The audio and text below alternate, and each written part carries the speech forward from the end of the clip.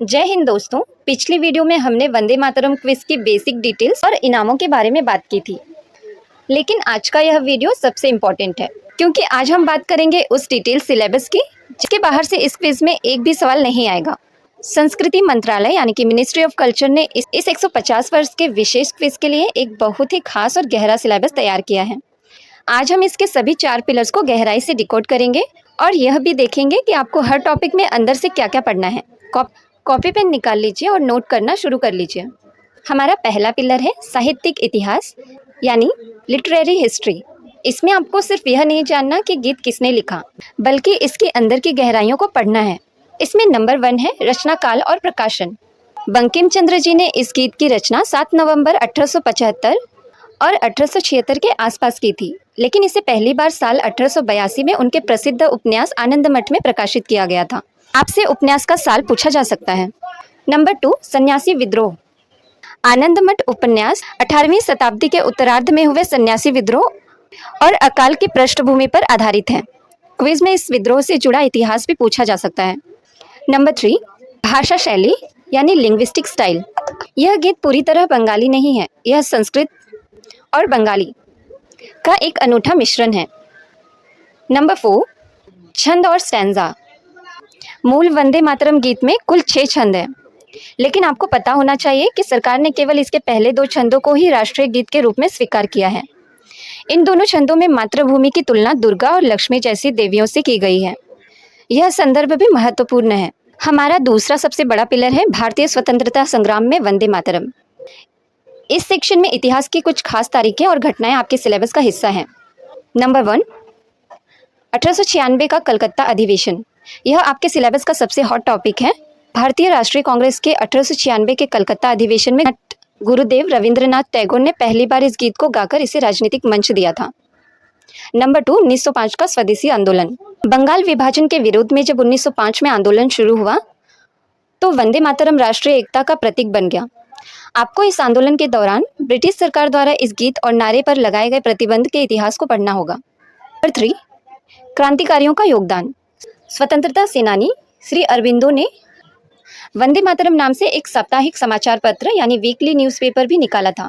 इसके अलावा मंदंगिनी हाजरा जैसी वीरांगनाओं के बारे में पढ़ना है जिन्होंने अपनी अंतिम सांस तक इस नारे को नहीं छोड़ा। तीसरा पिलर है संवैधानिक दर्जा और नियम यानी कि constituent assembly decision and court. देश आज़ाद होने के बाद इस गीत को जो कानूनी सम्मान मिला उससे जुड़े ये टॉपिक सिलेबस में है। नंबर 1 24 जनवरी 1950 का ऐतिहासिक फैसला। संविधान लागू होने से ठीक 2 दिन पहले संविधान सभा के अध्यक्ष और भारत के पहले राष्ट्रपति डॉक्टर राजेंद्र प्रसाद ने एक आधिकारिक बयान के जरिए वंदे मातरम को राष्ट्रीय गीत का दर्जा दिया। नंबर 2 समान दर्जे का नियम यानी कि equal status. Doctor Rajendra Prasad के उसी ऐतिहासिक बयान में यह साफ लिखा गया था कि वंदे मातरम को राष्ट्रगान जन गण मन के बिल्कुल बराबर का सम्मान प्राप्त होगा। तो इसमें इस स्टेटमेंट पर सवाल आ सकता है। नंबर 3 गायन की समय सीमा यानी कि स्टैंडर्ड ड्यूरेशन। जहां हमारा राष्ट्रगान 52 सेकंड में गाया जाता है, वहीं राष्ट्रीय गीत वंदे मातरम के पहले 2 छंद को गाने की मानक समय सीमा लगभग 65 सेकंड यानी 1 मिनट 5 सेकंड तय की गई है। इस नंबर को याद रखिएगा। हमारा चौथा और आखिरी पिलर है अनुवाद, संगीत और करंट अफेयर्स। नंबर 1 आधिकारिक अंग्रेजी अनुवाद। साल 1909 में श्री अरविंदो ने इस गीत का पहला आधिकारिक अंग्रेजी गद्य अनुवाद किया था, जिसे बहुत प्रसिद्धि मिली। इसकी पंक्तियों से जुड़े सवाल आ सकते हैं। नंबर 2 संगीत की धुनें यानी कि म्यूजिकल कंपोजिशन। मूल रूप से इस गीत को सबसे पहली बार राग काफी में जदुनाथ भट्टाचार्य द्वारा संगीतबद्ध किया गया था।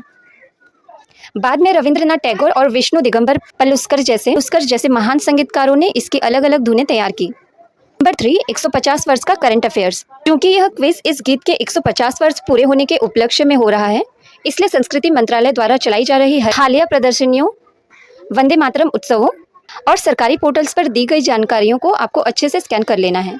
अब सबसे बड़ा सवाल, इस पूरे सिलेबस को आपको कहाँ से पढ़ना है? किसी भी प्राइवेट वेबसाइट पर जाने के बजाय आपको केवल भारत सरकार के इन 5 ऑफिशियल और प्रमाणित यानी ऑथेंटिक सोर्सेज पर भरोसा करना है। चलिए अब मैं आपको वो सोर्सेज बता देती हूँ। सबसे पहले आपको अपना गूगल या क्रोम ब्राउजर ओपन कर लेना है। यहाँ पर आपको सर्च कर लेना है वंदे मातरम 150.in। इस वाले वेबसाइट पर क्लिक कर लीजिए। 3 लाइन आइकॉन पर क्लिक कर लीजिए। इस वेबसाइट की हिस्ट्री और ट्यूटोरियल्स टैब में बंकिम चंद्र जी का जीवन परिचय, आनंद मठ का इतिहास और गीत के सभी 6 छंदों का हिंदी अंग्रेजी अनुवाद मिल जाएगा।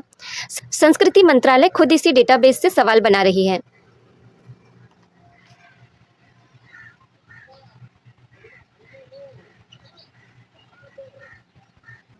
Number 2, PIB 150 years of Vande Mataram fact sheet download.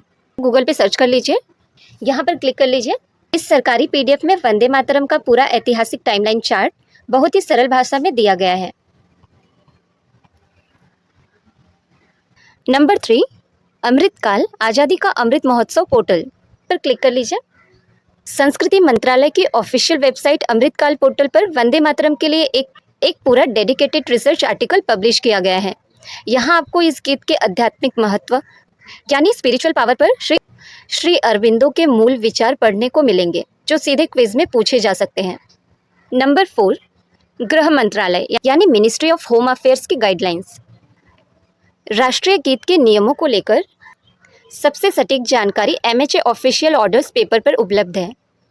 यहाँ साफ लिखा है कि किस सरकारी कार्यक्रम में वंदे मातरम पहले गाया जाएगा और कब दर्शकों को इसके सम्मान में सावधान नियमों वाले सवाल यहीं से आएंगे।